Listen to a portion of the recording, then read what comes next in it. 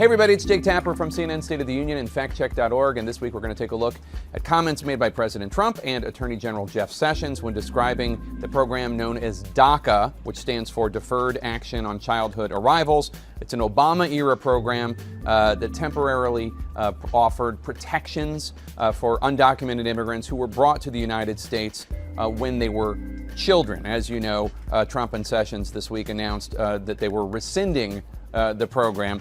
Take a listen to how they described it. Let's start with Attorney General Sessions. The DACA program was implemented in 2012 and essentially provided a legal status for recipients for a renewable 2-year term, work authorization, and other benefits, including participation in the Social Security program to 800,000 mostly adult illegal aliens.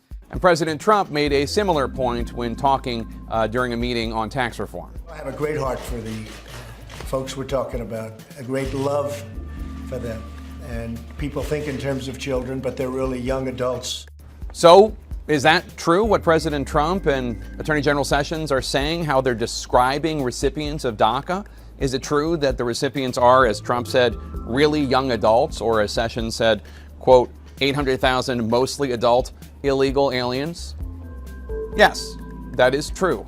The individuals in question who benefit from DACA, Deferred Action on Childhood Arrivals, are mostly adults and they are undocumented immigrants. But in their descriptions, both the President and the Attorney General are leaving out a very important bit of context, which is that these individuals were brought to the United States when they were children through no fault of their own.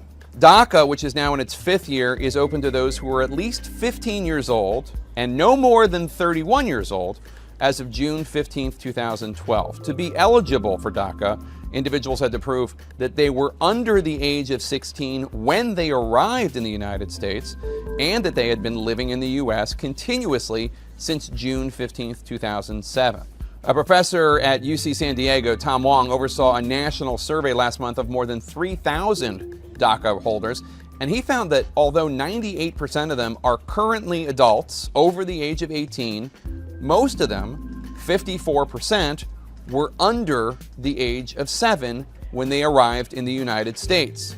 In fact, the average age of a DACA recipient when coming to the United States was 6.5. So here's the bottom line. The comments by President Trump and Attorney General Sessions when describing the recipients of DACA are technically true. They are mostly adults, but they leave out such an important part of the context of who these individuals are, that they were brought here as children, that we are judging those statements to be misleading.